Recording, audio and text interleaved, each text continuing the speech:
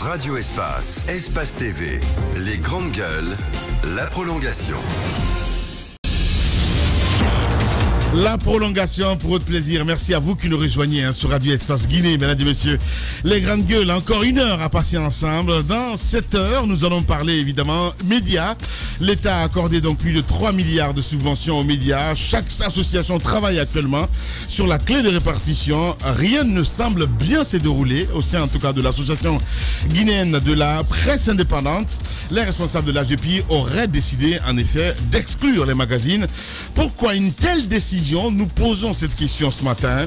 L'administrateur général du magazine d'information Émergence ne comprend pas. Il dénonce une démarche injuste. Lanine Moniouma Sissé prend la parole ce matin chez nous, mesdames et messieurs. D'abord, droit au but. Nous allons répartir évidemment sur le terrain Jacques Lewadeno. Lui, il veut réagir. C'est un ancien ministre. Oui. Professeur Bano Bari, bonjour. Bonjour. Vous avez donc écouté votre successeur au ministère de l'enseignement préuniversitaire. Il a dit des choses contre lesquelles vous voulez réagir. Oui, je m'inscris en faux à l'idée qu'il y a eu des fuites de sujets l'année dernière. Je vais étayer ce que je suis en train d'affirmer. L'année dernière, il n'y a eu que 2 personnes qui ont géré les sujets au ministère. Il s'agit de M. Yatara, qui était inspecteur intérimaire, et M. Namandian. M. Namandian est à la retraite. M. Yatara, qui était inspecteur intérimaire, a été confirmé comme inspecteur principal du ministère. Deuxième paramètre, lorsqu'on a un taux d'admission après repêchage de 25%, il est presque impossible de dire qu'il y a eu fuite des sujets. Parce que cela signifie qu'en dépit du fait que les candidats aient eu le sujet, ils ont été dans l'incapacité d'avoir un taux d'admission élevé. Maintenant, lui, le ministre actuel, possédant les sujets dans son téléphone, pour les avoir eus, c'est que quelqu'un a dû l'envoyer, quelqu'un avec lequel il est en contact. Comme ministre actuel du gouvernement, il peut transmettre son téléphone au service de sécurité pour remonter la filière jusqu'à déterminer avec exactitude qui est responsable de la fuite. Pour moi, et jusqu'à preuve du contraire, il y a eu, comme chaque année, probablement, au niveau de la surveillance, des enseignants qui ont reçu les sujets en salle de classe et qui ont pris des photos et les ont envoyées dans des groupes WhatsApp. Mais cela ne signifie pas qu'il y a eu des fuites avant le lancement des sujets dans les salles de classe. Voilà ce que je voulais donner comme précision. Merci beaucoup en tout cas, monsieur le ministre, pour ce droit de réponse, mon cher Antoine. Mais il n'a pas fini. Quand même, c'est une première depuis son départ du gouvernement qu'on est Bano Bari. Il faut profiter.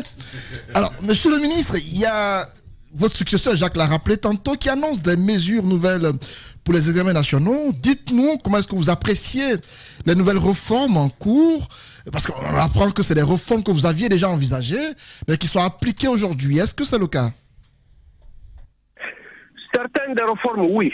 En particulier sur la suppression d'avoir des feuilles d'examen qui ne soient plus nécessaires d'envoyer au niveau du secrétariat. Oui, c'est une idée que je voulais mettre en œuvre depuis l'année dernière. J'ai rencontré énormément d'obstacles parce que cela affectait beaucoup d'intérêts.